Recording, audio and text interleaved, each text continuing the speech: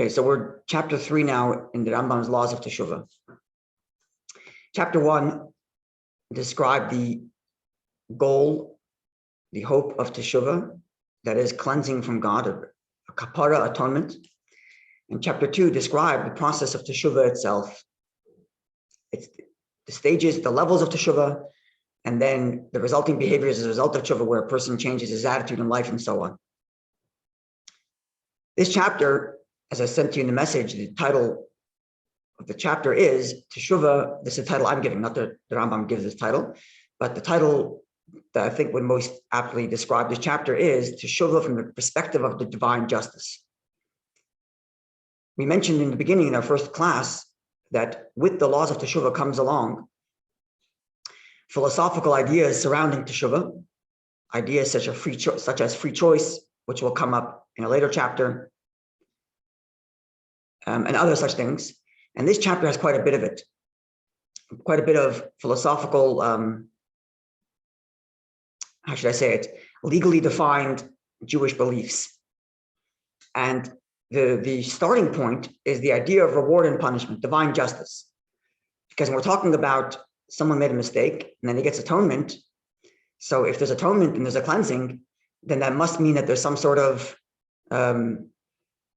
consequence on God's part to misbehavior, requiring some sort of atonement.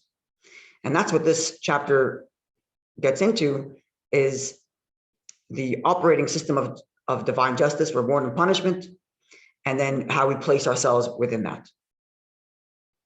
So the first halacha aleph there, is a kind of like a statement of defining terms. Kol echad ve'echad mibnei Adam. You can follow in the text that I've sent in the message there, the link, and or just search Chabad.org Laws of Teshuva. You'll find chapter 3. And if you're watching later on YouTube, it'll be in the description. Kol echad ve'echad mibnei Adam. Every person, yesh lo zachiyos va'avonos, has both merits and sins, merits and demerits.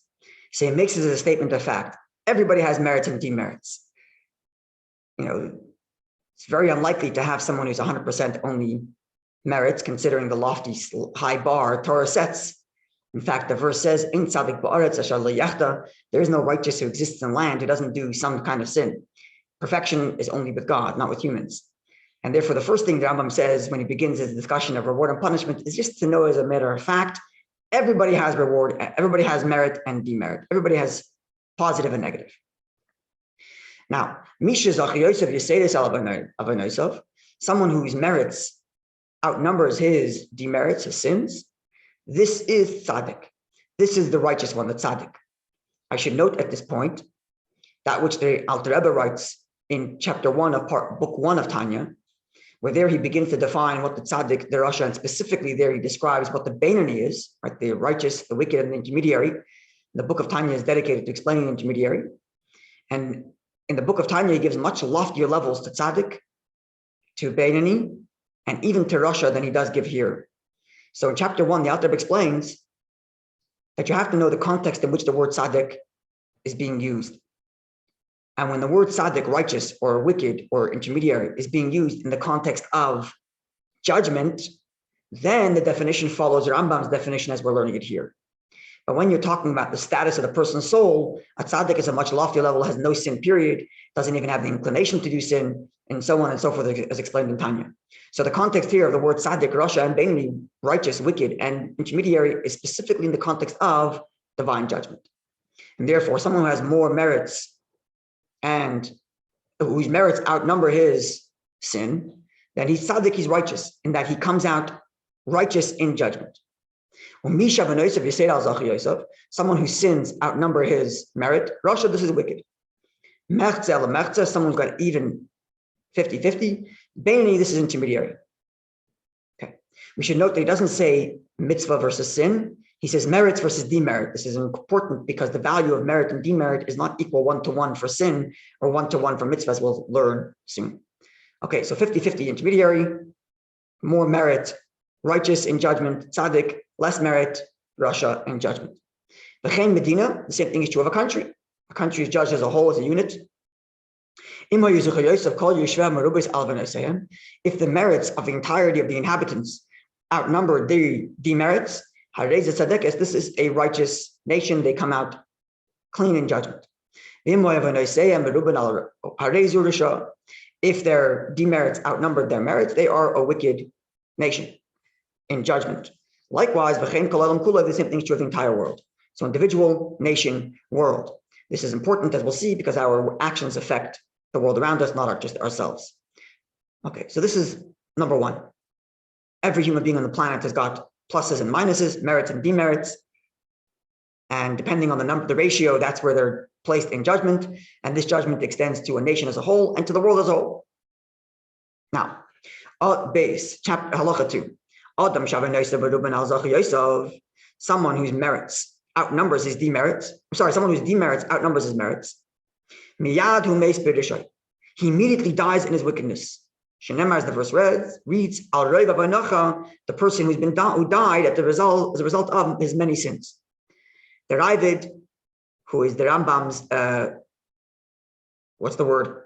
The one who continuously disputes Rambam, like his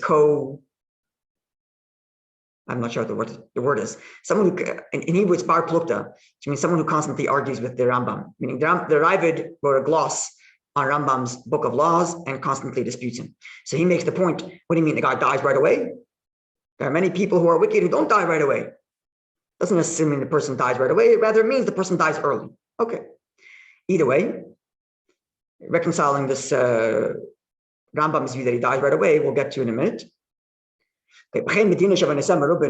So in the same way, an individual is judged, and if he comes out to be wicked in judgment because his demerits outnumber his merits, he dies in his wickedness. Likewise, it's true, a country, whose demerits outnumber their merits, so right away, this nation gets destroyed. Shneimar, the verse reads, that God destroyed Sodom and Amorah in the times of Abraham because, as the verse says, their negativity was multiple. And it was too much. It reached a critical mass, and God decided to destroy the country, to destroy that nation, or those countries, those cities, city-states. Likewise, the same thing is true of the entire world. If the majority of the world's demerits outweighed the merits, right away the world is destroyed. This is quite a strong statement. As the verse reads,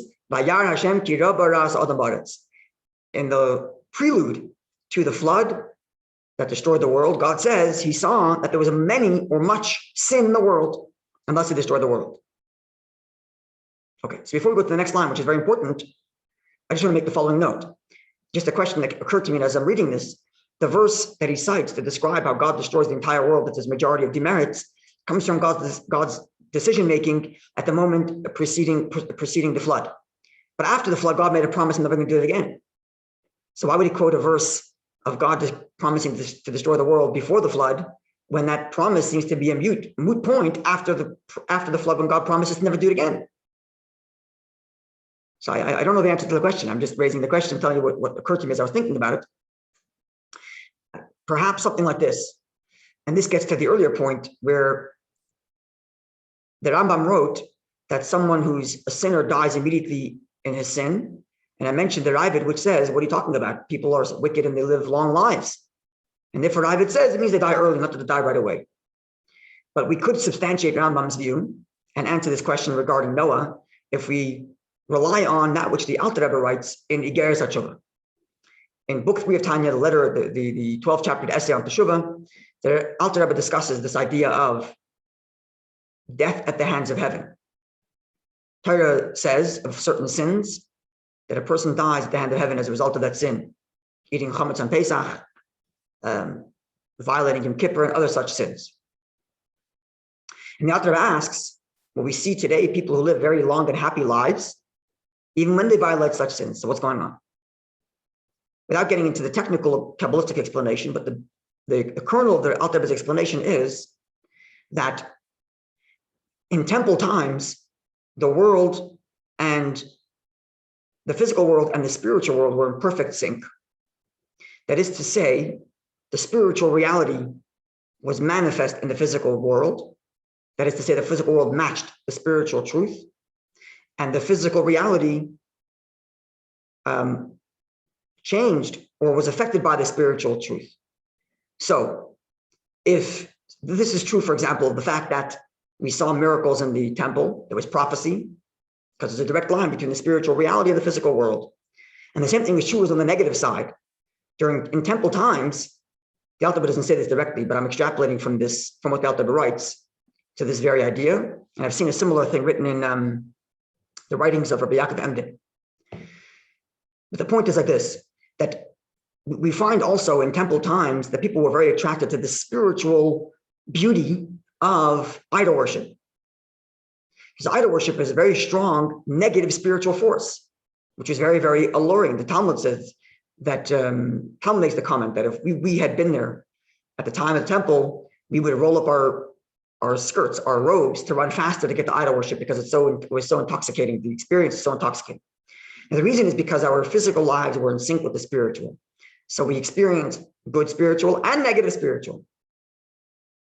As a result of that, explains the Alter Rebbe, because the physical matched the spiritual, therefore, a person's misbehavior in a spiritual sense had its effect on his physical life. And therefore, if a person did a sin which cut off the spiritual, godly soul from its source of life, the result was he died, because his physical life only lived on his purely spiritual energy, his godly energy. And therefore, if his godly soul did a sin such that he was cut off from God, he would die. But post-temple time, says the Alter Rebbe, when the spiritual and the physical no longer are perfectly in sync, they're kind of meshed. And the spiritual flow of energy into our world gets repackaged and reframed in such a way that it's not true to its original state of being. So in such a world, even if a person misbehaves spiritually, it may not have the same physical consequence. So we're taking this principle, we apply it to the Rambam here, then we might say as follows.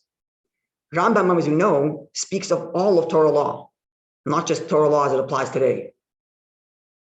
And therefore, because he's talking of all of Torah law, he speaks of God's judgment as it is in its pure sense. And therefore, in the pure sense, a sinner dies. Even if today, the spiritual and physical are not in such a line that would make such a consequence happen.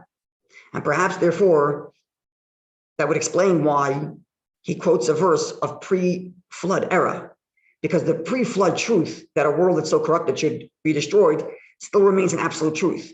But God just made God made a decision, he's no longer going to let that happen. But in reality, that's what should happen. Because the spiritual truth is such that a world that's majority sin should be destroyed.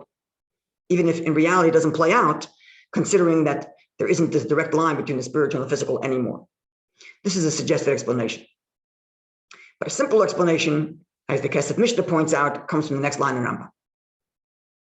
Okay, so we know that we so far know from Rambam that we measure the ratio of merits to demerits, and we go by majority. And if the majority is negative, then there's death to follow or destruction for a country or the world. Then makes the Rambam the most important claim and the most important statement of everything you need to know about divine retribution. The absolute most important statement about divine retribution is about to be stated now, which is V'shikol zeh, this consideration of merit versus demerit. It is not commensurate to the number of merits or demerits, rather to their size, to their greatness, to their quality. Now, this seems to be a comment on the inherent nature of the mitzvah. Some mitzvahs are worth more than others, and therefore certain acts are worth more than one sin commensurate to it. And likewise in the reverse, there are certain sins that in number it's only one, but they outweigh many merits, many mitzvahs. As he says, yesh zchus, there are some merits, shukeneged kama avonos, that would be commensurate to many sins. Ya nimtze by davar tov, because there's some good element there. Yesh oven, and there is a sin, shukeneged kama zchuyos, that is correspondent to many merits. So it's not even one-to-one. Now he quotes a verse which tells us that it's not just a question of which mitzvah, which sin you do, and that each mitzvahs and sins are not one for one, but some mitzvahs are worth more than some sin, many sins, and some sins are worth more than many mitzvahs. he makes the comment now about the person. Shinem, as the verse reads, one sinner, even though it's talking about a sin, but the language here is v'choite means one person sinned, or a person sinned in the singular, can lose out on much good. Meaning to say that it's not just a question of which mitzvah it is and what the value of the mitzvah is, but it's also the person. So one person who struggles with keeping kosher, so the one time he controls himself in keeping kosher could outweigh many, many merits. Whereas for another person, kosher is not that big of a deal, but for him to concentrate on learning is very difficult. So when he buckles down and forces himself to learn for 5 minutes, it's worth a lot. And this is the most important thing to know about reward and punishment, that it isn't an absolute scale of checks and balances, but rather God takes into consideration the entirety of the person's experience as he judges reward and punishment, and as he judges merits and demerits. And this is the main line right here. This consideration is only done by the knowledge of the God of knowledge. And he's the only one who knows how to measure rewards versus merits versus demerits. Only God is capable of doing that. No individual can come and claim and say, oh, this guy's, as the expression goes, going to hell in a handbasket. You don't get to decide that. Only God knows what the person's going through.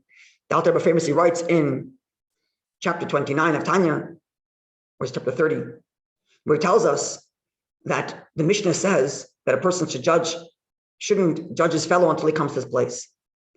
So as opposed to understanding this Mishnah to mean not to judge your friend until you get to his place, it's actually an instruction to go and try to put yourself in his shoes and actually judge him. Because when you put yourself in that person's shoes, you will find out that you could never put up the fight that person puts up with. We ostensibly judge over someone else. Oh, look at that guy, he sins in XYZ fashion. When in reality, for that person to control himself from sinning, how much effort does it take? How much effort does it take for the guy whose business leads him to China alone on business somewhere? How much effort does it take for him to control himself? And do I put in that amount of effort in my learning, in my prayer, in guarding my speech, and so on? Because there's not a metrics. No matter what you do, this is the reward scale. It's all relative to the person's experience, to what his capabilities are, what he's gone through, and what he's doing. And therefore, only God himself alone can decide who deserves what. Furthermore, the Rebbe famously once said, they were speaking about the Holocaust. There was an individual, a rabbi, who claimed that considering the state of world jury, another Holocaust is coming. That is to say, God's going to punish us with another Holocaust. Literally, someone said this. And the Rebbe was aghast. And you can see in the transcript of the talk, you can hear the Rebbe's agitation coming through the text. From the written text, you see like underlined 3 times, big bold letters. They was making this point very strongly. And Rebbe goes through like a bunch of points as to why this guy is off. And one of the things Rebbe cites to is this Rambam. You're not God. You don't get to decide who deserves what. And as a Jew, if anything, your job should be to try to find merit in somebody else. I like to say, we're not God's lawyers. And God doesn't need lawyers. We're lawyers for the Jewish people. If anything, we should be looking and trying to find merit in another Jew. And we should come to God and say, look, there's merit here. Not the reverse, God forbid. But certainly not to claim that I have the understanding of who deserves what and who deserves when what. Because only God can do that. This is why I said this is the most important line to know in all of the discussion of reward and punishment. Okay, halacha gimel, paragraph 3. Kol mi shenichim ala mitzvahs. Anyone who nichim means like to go back. He regrets. He wants to go back on his mitzvahs. She'asa that he did. V'toya ala zachriyos, and he regrets the merit he earned. V'oimer b'liboy, and he says to himself, Umay alti b'asiyasan. What was the point of me doing it? If only I never did that. So he says 3 things this person says. He regrets his mitzvahs, he regrets the reward, and he says, what was the point of me doing it? I wish I didn't do it. I don't think it's one of the 3. I think it's specifically all 3. Because in theory, a person could say, look, as long as God gets what he needs, I don't need the mitzvahs. At least I don't need them for myself. I don't need the reward. We have many stories of tzaddikim The Baal Shem Tov famously was once told that he lost a share in the world to come, and he was super excited because now we can serve God for the truth without the ulterior motive of the world to come. So to say that a person regrets his reward is a problem is not the real issue. The real issue is the reason why he regrets his mitzvah and the reason why he regrets his merit. As he says, because he tells himself in his heart, I wish I didn't do it. What was the point of it? So now he's not just making a claim on his relationship to the mitzvah, but he's making a claim on the value of the mitzvah, as if to say it's no value at all. If you were just to say, I don't want to gain from the mitzvah, okay, so you don't want to gain, that's no problem. But to say that the mitzvah has no accomplishment, and I wish I didn't do it, now you're making a claim not just on my relationship to the mitzvah, but a claim about the mitzvah itself. And that's a problem. And therefore, he lost the value of all the mitzvahs. He lost the merit. He does not get any merit attached to his balance sheet because he is, he's considering that the whole thing was a waste of time, no gain, no value, and I wish I didn't do it. As the verse reads, the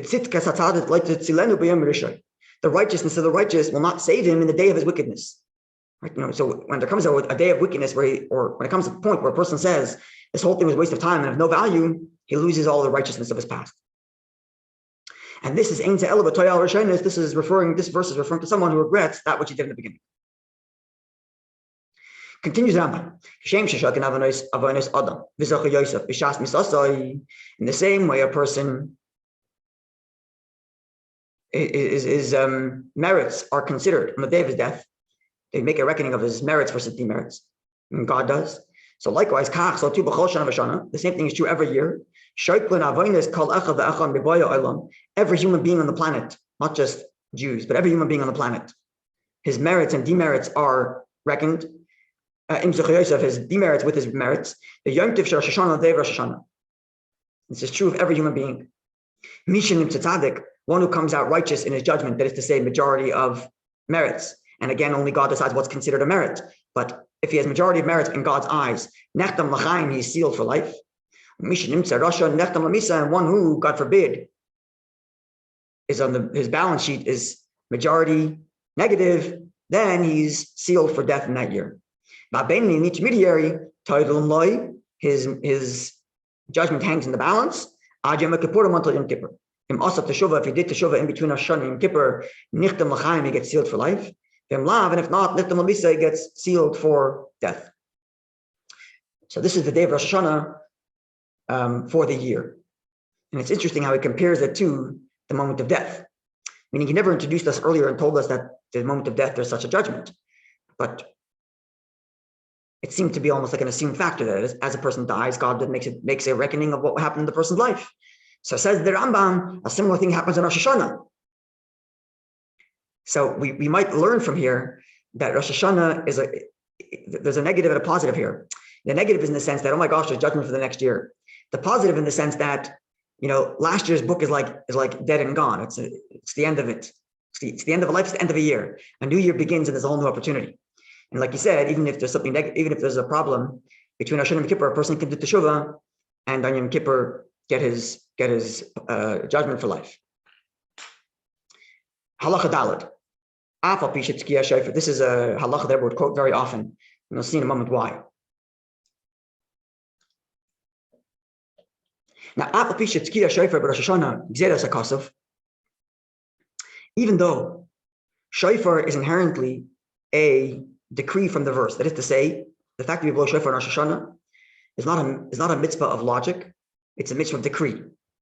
This is a disputed fact. There are others who argue that the mitzvah of Shofar is not a decree, like for example, eating kosher. All would agree is a decree from heaven. There's no it's not like a shofar. It's not like the eating kosher somehow creates a better society. It's not as if the eating kosher has any symbolism. Pesach is full of symbolism. Shabbos is symbolism. Tefillin is symbolism. Not killing, not stealing. This is rational. Creates a better society. But keeping kosher doesn't do either of those. It's not symbolism, nor is it rationality, nor is it create a better society. This is what God wanted. So Shofar, says the Rambam, is really that kind of mitzvah too. It's inherently transcendent. It's a decision God wanted to Shofar on Rosh Hashanah for reasons that he did not share with us. Nonetheless, says the Rambam, there is an allusion There is a hinted message in it, even though this message is not the essence of Shofar, because the essence of Shofar is just a decision that God decided he wants to have Shofar on Rosh Hashanah. But nonetheless, there's a message embedded therein. What's the message? It's as if the Shofar is saying, Uru, Uru, Yishenim, wake up, O you sleeping people. And arise, you slumbered ones. From your slumber. Seek out your deeds. And return to God. Return in Teshuva and repentance. Remember your Creator. All of you who forget the truth, in the wasted vanities of time. And you waste away all your years in vanity and nothingness, which is of no use, and will not bring you in redemption. Look into your souls, and straighten out your path, better your path, and your behavior. And each of you should abandon your negative path, negative way, and any thoughts that are no good. This is the message of the Shofar. This is what the Shofar yells at us. So there's a few things I want to point out here, sharing from the Rebbe. Number one, the Rebbe points out an interesting fact. This message of the Shofar, the fact that the Shofar is a call to Teshuva, wake up, seek out your innards and see what's going on in your life and correct that which has to be corrected. This message of the Shofar is not mentioned in the laws of Shofar. It's mentioned in the laws of Teshuva.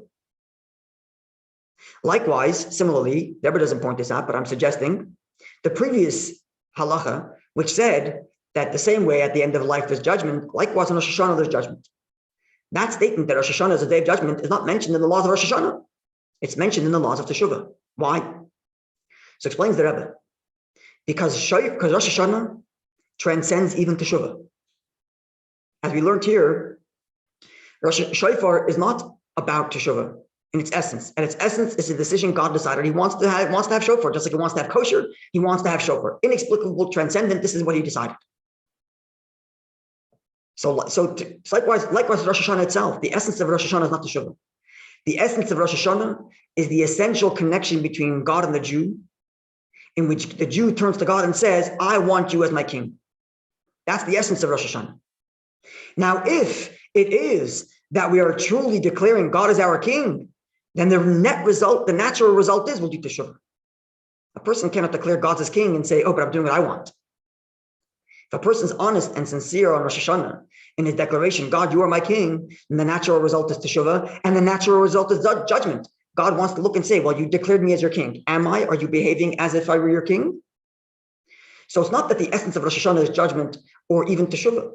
The essence of Rosh Hashanah is the intrinsic connection between God and the Jew says to God, I'm your subject, I want you as king.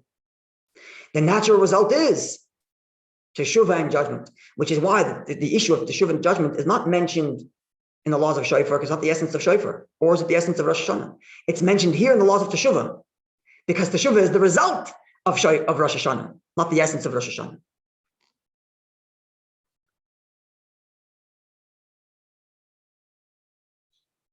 Rambam continues, and this is a statement that everyone would quote, I don't know how many times, tens, maybe even the hundreds of times. They were quoted the next statement we're about to read from Rambam.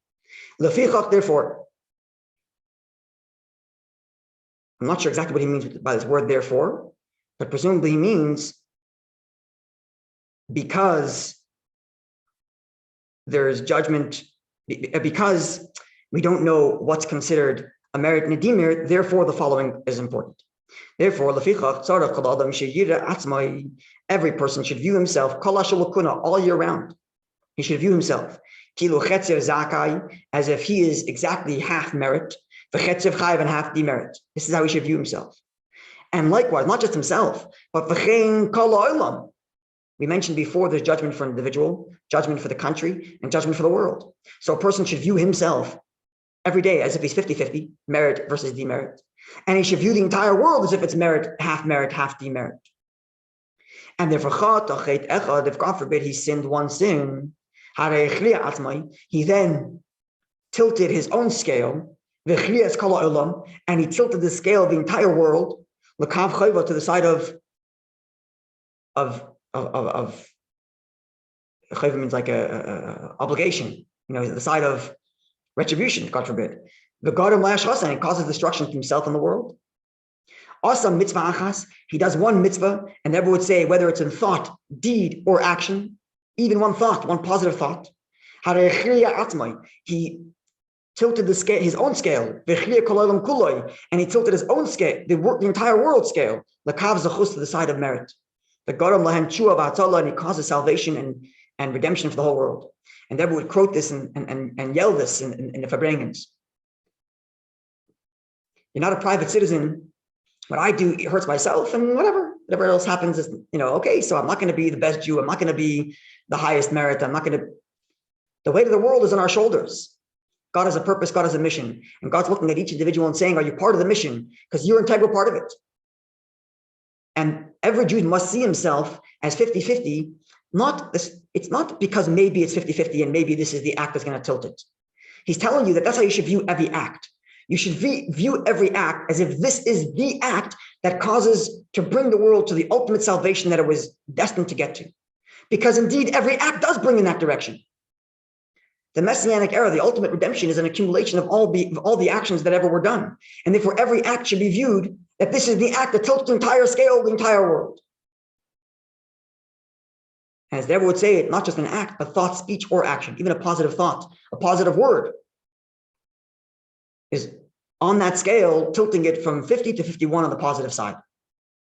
And thus bringing salvation, not just himself, but the entire world. Deborah would quote this endlessly.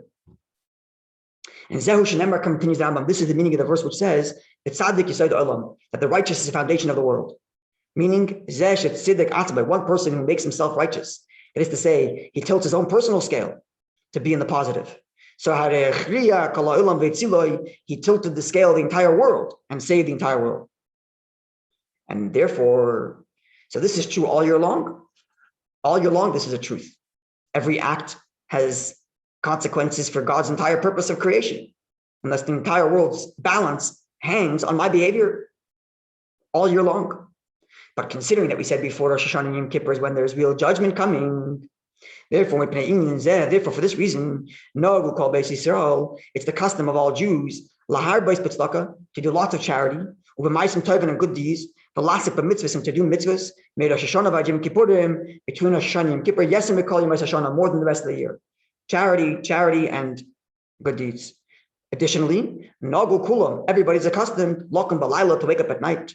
During these 10 days between Rosh Hashanah and Yom Kippur, and to pray in the synagogues, in words of supplication, and words of introspection, until the morning arrives. This is essentially a reference to the custom of salichos, which our custom in Chabad is to do before Rosh Hashanah, but many do between Rosh Hashanah and Yom Kippur. Some do the whole Elul and Rosh Hashanah and Yom Kippur, all variation by custom, but all around the same point, considering that the world's balance, which is true all year long, becomes much more heightened.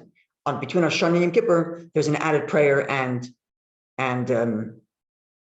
I'm going to point out something interesting that the Rebbe says here, which is that Rambam says a few things on the list here, and he divides them into two categories. First, he says tzedakah, good deeds, mitzvahs, and then the next category he says to wake up early and do the salichos. And the Rebbe says perhaps the two categories are as follows. One category is I'm behaving properly so that I get judged properly, because it's measure for measure, right? The system is measure for measure. If my merits outweigh my demerits, then I do well. Okay, so I'm going to increase in merits. And then the second one is to pray and beseech supplication. This is to ask God that even if I'm not deserving, God should deal with me favorably beyond the letter of the law. Right? This is the way the Rebbe understands this statement here, because the Rambam separates the two. First, he says all Jews give tzedakah, good deeds, and mitzvahs, and additionally, all people get up and do salichot, do these supplications. And therefore, the Rebbe divides into these two categories. Number one, to increase merit so that we're more deserving. And number two, to ask God that even if we're not deserving, we should get it anyway. And then the Rebbe makes the following comment, and this is unbelievable. In the first category, where Rambam says that we should be increasing in good deeds and mitzvahs in order to gain merit for merit, merit for reward, Rambam puts at the beginning of the list to lahar bois tzedakah, to give abundant of charity. Abundant of charity means, presumably, beyond the letter of the law. Otherwise, it would just give charity as required. Abundance of charity means more than what's required by Jewish law. So what's that doing there? This seems to be asking for God more than the merit. So explains the Rebbe. A Jew must remember the fact that God does charitably with us, even measure for measure, that too is by God's grace. There's no reason that God should, quote unquote, care about what I do. And the very fact that God chose to care about what I do and say, I want to know how you're doing, and let's see if we can work out a merit for you, that in and of itself is a kindness on God's behalf, that he lowered himself, so to speak, to engage with us on a measure for measure scale. And if even the measure for measure has an element of charity, in that we recognize that too is a kindness of God, that he even engages in this whole relationship, is the greatest of kindness. Never mind the fact that we can beseech God to go beyond the letter of the law. Even the fact that God is engaging with us by the letter of the law, in and of itself is a charity on God's part to even engage in this relationship. Halacha 5. Hey, this is a very interesting phenomenon. At the time when a person's merits and demerits are measured, it is not considered, and God doesn't consider, the first sin that he did, nor the second time he did it. The first 2 times the person does sin, not on the docket. Only from the 3rd time going forward. Once he's done the sin 3 times, then it starts to be counted. And therefore, if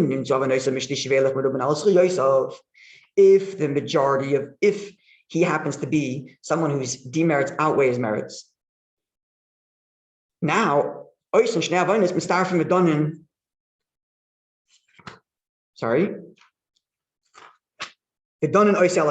then these 2 sins also get added to the docket. In other words, like this: when a person starts out, the first 2 don't count, only the 3rd time, meaning the same sin 3 times. So if he does the same sin 3 times, the first 2 don't count on the scale, on this balance sheet. But if it turns out that he's being judged harshly because he has too many demerits, then the first 2 get added to the list. So what is this about? Why at 3? Well, let's continue. If his sins are even, starting from sin number 3 and onward, 1 by 1, all of his sins get forgiven. How is that? Because he didn't reach the threshold of being judged harshly, so the first 2 don't get counted. And because the first 2 don't count, so the 3rd sin is only counted as the first one, because the first 2 were already taken off the balance sheet. And therefore, if the 3rd one became number 1, it gets cleaned off. Now, once that cleaned off, the same thing's true of the 4th sin, gets cleaned off. That becomes first, because the 3rd one's been removed. And so on and so forth. In other words, if he has more merits than demerits, then the merits outweighs. All right. If he has more demerits than merits, then the first 2 sins get added to the balance sheet. Fine. If he's even from number 3 and onward, then the first 2 are removed off the docket, and number 3 became number 1. That gets moved out because it's only number 1. Number 4 becomes number 1, and it gets moved out, and so on and so forth until it's completely cleansed. So what's this business of 1, 2, and 3? So this is something similar to that which is said in the Teshuva, in Tanya. There it's talking about how many fasts a person would have to do for certain type of sins. And there he says to consider the number of fasts required for someone who did the fast 3 times. He raises a dispute. Someone who did one sin 10, 20 times, and he wants to fast the right amount of fasts for each sin. So if he did it 10 times, he would have to do that number 10 times, which is a huge number of fasts. Or does he do 1 time that number for the total of all 10 because it's 1 sin? So he says the way you should do it is you should just do times 3. And the reason is explained, he quotes the Zohar, which says, once a person does a sin 3 times, the stain goes through and through. What that means is when a person does a sin once, it was a fluke. He slipped. Person does it twice, slipped again. Once he does it 3 times, now it becomes habit. And once it becomes habit, now it gets on the docket. Now it gets on judgment. And therefore, when we cleanse, it's the same thing.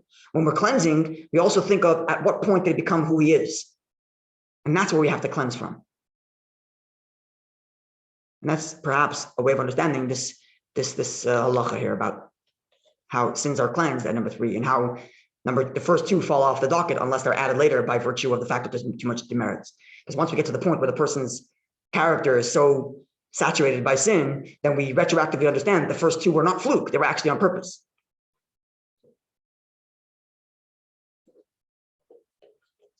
Rambam continues,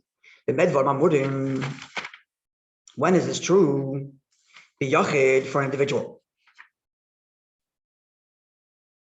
Shenemar, where there it says, God will do all this two and three times for a person. In other words, that the forgiveness comes twice and then three times, but afterwards it already becomes who he is. But a community, a country or a community that's being judged, sin number 1, 2, and 3 are hanging in the balance. As the verse reads, on the three times sins of Israel, God says, I'll forgive, but the fourth one I won't. In other words, this idea of the person who's even 50-50, number 3 gets taken off the docket because it turned into number 1 because number 1 and 2 were pushed out, and number 4 gets pushed out because it became number 1, number 5 gets pushed out because it became number 1, so on and so forth. That's only for an individual. But for community, 1, 2, and 3 get hanging in the balance, but number 4, that already never gets removed off the balance sheet unless there's Teshuva. And therefore, God's consideration of reward, merit versus demerit begins from number 4 and forward. Now, the next statement seems just to be a related statement to this whole question of how we consider judgment. But there's a little line in there that Rambam puts that the Rebbe would quote with respect to the Tefillin campaign. Rambam writes, someone who's 50-50, if amongst his 50% of demerits is the fact that he never put on tefillin, so he's 50-50. He's got merit because let's say he gave charity, and God considers that his charity is worth all the sins he's done. Now, if included in the list of sins he's done is the fact that he never put on tefillin, then he's judged according to his sins, and he gets a share in the world to come after he's judged for his sins. Right? Which means that if the person did once put on tefillin, then his judgment of sin is different. Doesn't say how, but clearly that's the case. Because he says only if included in his list of sins is the fact that he never put on tefillin, then he's judged for his sins. Which means if he did put on tefillin once, then the judgment for his sin is not the same anymore. And they would quote this Rambam to indicate the importance of putting on tefillin with one person at one time. When they came out with the campaign, many had counter-argued saying, what's the point? You put on tefillin with one guy on the street one time, you never see him again, he doesn't become religious, what's the point? So they would cite to this Rambam and say, yes, there's a point, it changes him. It changes who he is. And the way God views him is different. If he never put on tefillin, he's in the class of what the Gemara called Poishi Yisrael b'gufan. Those who sin, the sinners of Israel with their bodies. The Gemara says that someone who sins with his body is someone who didn't put on tefillin. Literally, the words of the Gemara are karkafta d'loy marach tefillin, a skull that never had tefillin on it. That's a body of Israel that sinned. So what does that mean? The skull doesn't have tefillin on it. So those that argue it means someone who denigrates the mitzvah of tefillin. But Rambam adds the words here, lo'olam, forever. Meaning, if he never put on tefillin, that's considered a skull that never put on tefillin. And as soon as you put on tefillin him once, he's no longer considered a sinner of Israel with his body, and therefore he doesn't get this kind of judgment on his sins described here. And therefore, they would say that we have a clear halachic proof for the value of putting on tefillin with someone once, even if he never does anything ever afterwards. But he's been removed from this class of people who get this kind of a judgment for their sins. And likewise, the same thing is true of all the wicked ones, the ones whose demerits outweigh their merits. Their sins outnumber their merits. They are judged according to their sins, but they do have a share in the world to come after their cleansing, however long that cleansing is. And the tefillin principle applies to this person also. The tefillin is a statement on both of these things, that once a person puts on tefillin once, he's no longer in this class of sinners of Israel with their body who require a deeper cleansing. And as Rambam says here, quoting from the Mishnah, Shekol Yisrael Lishon Chilkum Haba. because every Jew has a share in the world to come. Even if he sinned. It's just a question of how much cleansing he needs before he gets to the world to come. As the verse reads, your people, God, your people, Jewish people, are all righteous. They will all, or like forever as a rule, they will inherit the land. What's the land? Eretz zu mashal. The land is a parable. Meaning to say, Eretz achayim, the land of the living. That is to say, Olam haba, the world to come, and this will be explored in a later chapter, where the Rambam is going to define what exactly the world to come is. Moreover, Rambam says an amazing and incredible statement. The same thing is true of the nations of the world. The righteous or the pious amongst the nations of the world, they also have a share in the world to come. Even non-Jews have a share in the world to come. This is actually disputed in the Talmud as to whether or not non-Jews have a share in the world to come. And Rambam, as you see clearly, rules that they do have a share in the world to come. And his logic is very simple. If God commands non-Jews to have 7 Noahide laws, that means they have free choice to choose to follow the Noahide laws or not to follow the Noahide laws. And if they have free choice to do these things, then they should be rewarded. However, Rambam adds the following, not here, but in the Laws of Kings. In the end of his book, in the Laws of Kings, he writes there as follows. That a non-Jew can choose to do the 7 Noahide laws because he wants to be a moral individual. Don't kill, don't steal. He wants to be a moral person. So he does all the 7 Noahide laws. This person, says the Rambam, is the wise amongst the nations of the world, but not the pious. The pious, says the Rambam, it's exclusively a non-Jew who says, the reason why I'm following the 7 Noahide laws is because God commanded me to do so. If a non-Jew does that, he gets a share of the world to come. This is what Rambam rules. So now that we've covered this idea of the share in the world to come, how every Jew has a share in the world to come, even the sinner, it's just a question of how much cleansing required, and the tefillin one time or not will change the status of that cleansing. It's a deeper cleanse or less deeper cleanse. Now that Rambam gets into the list of people who lose their share in the world to come, whose sins are so far beyond the pale that they lose their share in the world to come, unless they do Teshuva, as we're going to learn at the end of the chapter. So halacha 6. The following are the people who don't get a share in the world to come. Ella rather, they are cut off, and they are lost. And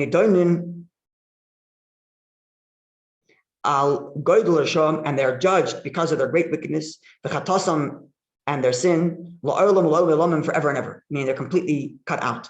And the Rambam, in later chapter, when the Rambam discusses what exactly the definition of the world to come is, he's going to define exactly what this means, that the person is judged forever and ever, and what this means he loses his share in the world to come. That's going to be explained later. But for now, he's going to list the people who lose their share in the world to come. And they are Haminim, a certain class of heretics called Minim. He's going to explain who they are soon. Apikursim, a certain class of heretics called Apikursim.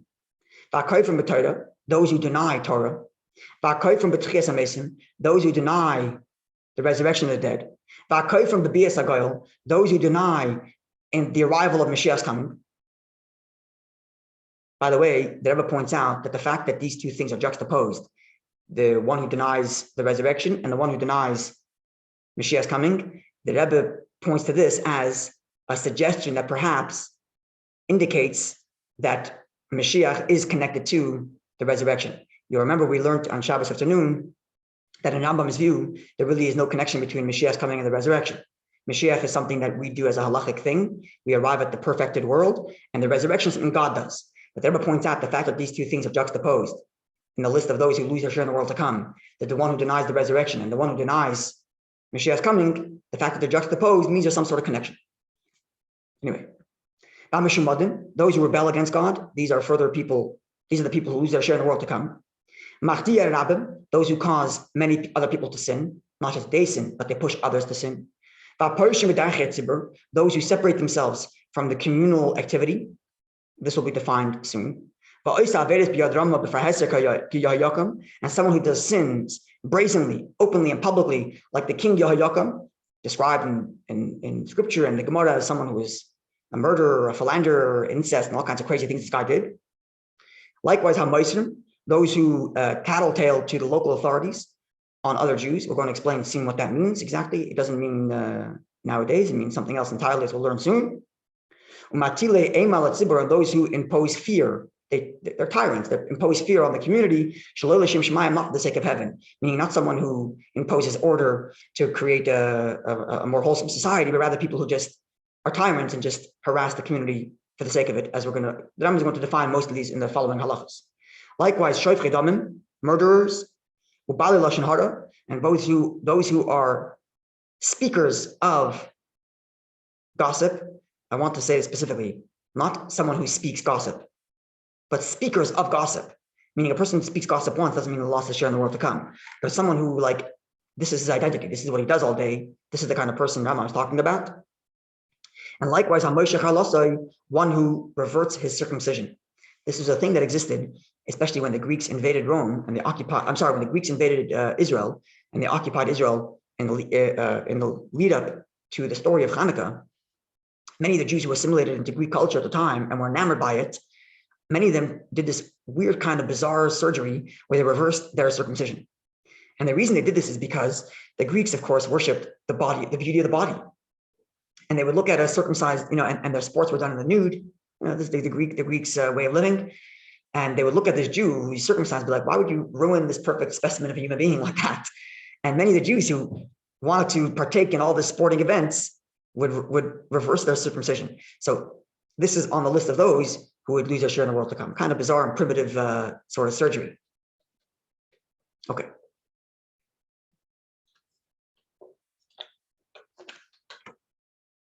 I don't know if we're going to finish a chapter tonight as planned. I plan on doing one chapter a day, each class. But tomorrow, chapter 4 is a smaller chapter. So perhaps we'll finish it then.